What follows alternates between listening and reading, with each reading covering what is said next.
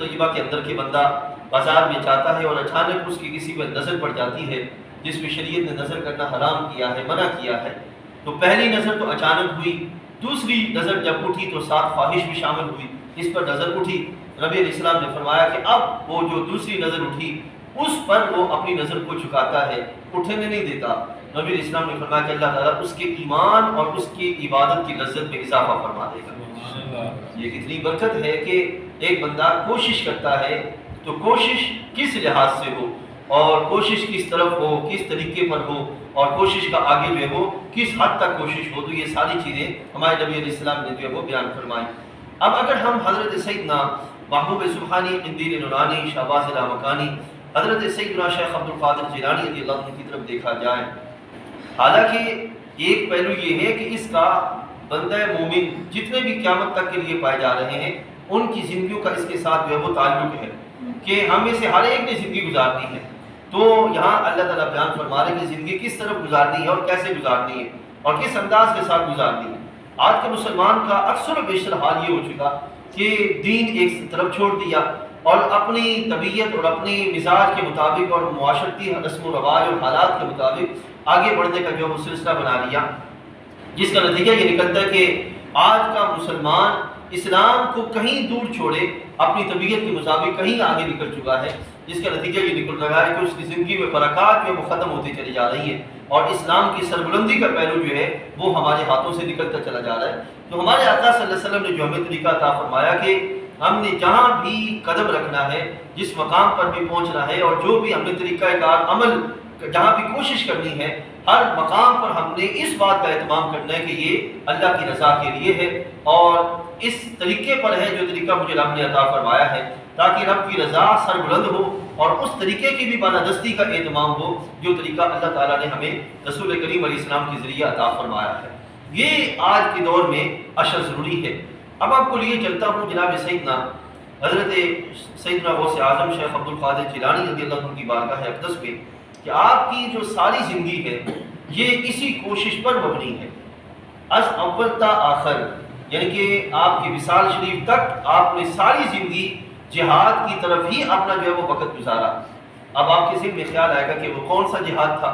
اس میں کوئی شک نہیں ہے کہ حضرت مسلح جہاد کے لیے میدان جنگ میں کفر کی طرف جو ہے وہ تشریف نہیں لے گئے، لیکن آپ نے جن کوششوں کا اہتمام فرمایا اس کوششوں کی برکت سے ایک طرف مجاہدین کی بہت بڑی کھیپ پیدا ہوئی تو دوسری طرف اللہ تعالیٰ نے مصلحین اور صوفیاء کی بہت بڑی جماعت پیدا فرمائی کہ آپ کی برکت سے اللہ تعالیٰ نے چار دانگے عالم میں اسلام کو پھر سے سربلندی عطا فرمائی۔ اب دیکھیے حضرت کے دو پہلو ہیں میرے بھائیو بزرگوں۔ ایک پہلو یہ ہے کہ ہم ان کی کرامات، فضائل، ان کے مناقب صرف ان کو سمجھیں اور انہی کا جو ہے وہ بیان کرنے کا اہتمام کریں، اور دوسرا یہ کہ آپ کی وہ زندگی کہ جس میں آپ نے مجاہدہ کر کے عمل کر کے اس مقام تک پہنچے، اس عمل کی کیفیت کو بیان کیا جائے۔ ابھی آپ دیکھیں گے اور آپ خود سمجھیں گے کہ حضرت کی زندگی کے بہت سارے معاملات ایسے ہیں جو کہ عمل پر مبنی ہیں، عمل میں استقامت ہے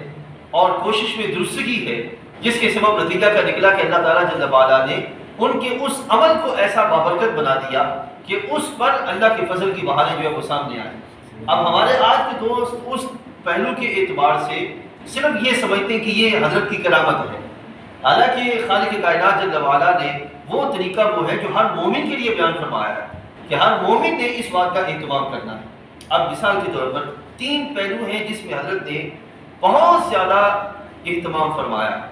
بنیادی طور پر، آگے اس کے لحاظ سے پھر کئی اور پہلو بھی نکلتے ہیں۔ سب سے پہلا یہ پہلو ہے کہ حضرت سیدنا شیخ عبد القادر جیلانی رضی اللہ تعالیٰ عنہ آپ کی حیات طیبہ میں سب سے پہلا اور بڑا مجاہدہ، سب سے بڑا مجاہدہ وہ یہ ہے کہ آپ نے حصول علم کا اہتمام فرمایا۔ یہ سب سے بڑا مجاہدہ حصول علم کا اہتمام فرمایا، اور اس حصول علم میں آپ بھی جانتے ہیں کہ بندہ جب علم کی راہ میں چلتا ہے تو مشکلات آتی ہیں، تکالیف آتی ہیں، مختلف قسم کی کیفیات جو ہے وہ اس کے سامنے آتی ہیں۔ ایسے میں بندے کا ان مشکلات پہ قابو پاتے ہوئے علم کی طرف بڑھتے چلے جانا اور علم کے حصول کے لیے ساری صلاحیتوں کو وقف کر دینا، یہ جو کیفیت ہے یہ خالق کائنات جل وعلا نے حضرت سیدنا شیخ عبد القادر جیلانی رضی اللہ عنہ عطا فرمائی۔ کوئی شک نہیں ہے آج آپ دیکھتے ہیں کہ بہت سارے ہمارے دوست ان مشکلات کے سبب اور ظاہری سرمایہ نہ ہونے کے سبب علم کی راہیں چھوڑ دیتے ہیں اور علم سے پیچھے ہٹ جاتے ہیں، علم کی طرف نہیں جاتے۔ حالانکہ ایسا ہونا چاہیے کہ ہمارے جو صاحب ثروت لوگ ہیں وہ ان طلباء کو جو علم حاصل کرنا چاہتے ہیں لیکن سرمایہ نہیں ہے، ان کے لیے اپنے خزانے کھولیں تاکہ وہ علم حاصل کرنے کا اہتمام کر سکیں۔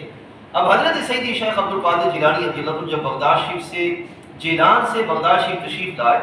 تو یہاں حضرت کے پاس آپ کی والدہ کی طرف سے دیا ہوا جو سرمایہ تھا 40 درہم و دینار وہ ختم ہو گئے۔ جو مثال آپ کے سامنے رکھنی کہ سب سے پہلے آپ نے جو مجاہدہ کیا وہ کون سا تھا؟ علم حاصل کرنے کا مجاہدہ۔ علم حاصل کیا اور کتنا علم پڑھا؟ 25 سال تک علم پڑھا۔ کتنا؟ 25 سال تک قریباً حضرت نے علم پڑھا،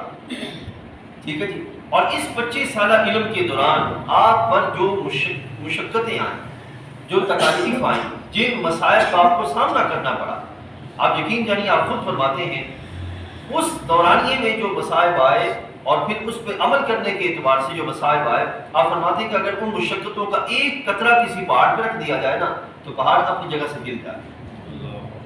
اتنی مشقتوں کا حضرت کو جو سامنا کرنا پڑا۔ اب اس میں سے ایک پہلو میں آپ کے سامنے رکھتا ہوں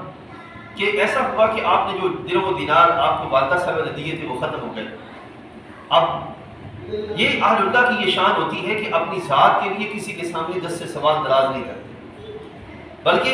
حضرت کو اللہ تعالیٰ کے جل وعلا کے مبارک بندوں میں سے ایک بندے نے باقاعدہ روکا، آپ نے کسی کے سامنے دست سے سوال دراز نہیں کرنا۔ تو حضرت شیخ رحمۃ اللہ تعالیٰ علیہ ایک دفعہ ایسا ہوا کہ پاس پیسے نہیں ہیں،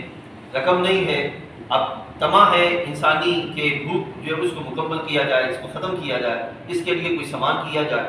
حضرت تشریف لے گئے باہر، وہاں جہاں پہ لوگوں نے اپنے کھانے سے زائد جو چیزیں ہیں وہ رکھ چھوڑی ہوتی تھی، آپ ایک دفعہ تشریف لے گئے تو دیکھا کہ وہاں پر آپ سے پہلے قریباً 300 کے قریب فقراء وہاں پہ موجود تھے۔ 300 کے قریب فقراء، آپ نے وہ وہیں پہ چھوڑا واپس آ گئے۔ ایک دفعہ آپ تشریف لے گئے تو آپ نے دیکھا کہ آپ سے پہلے بھی موجود ہوں اور آپ کے ہاتھوں کوئی چیز لگی تو آپ نے دیکھا فقراء ڈھونڈ رہے لیکن انہیں کوئی چیز مل نہیں رہی، تو آپ کے ہاتھ جو آیا آپ نے بجائے یہ کہ خود اپنا پیٹ بھرنے کے، آپ نے جو آپ کے ہاتھ میں آیا وہ بھی آپ نے ان فقراء میں بانٹ دیا، خود واپس تشریف لیا۔ اس کیفیت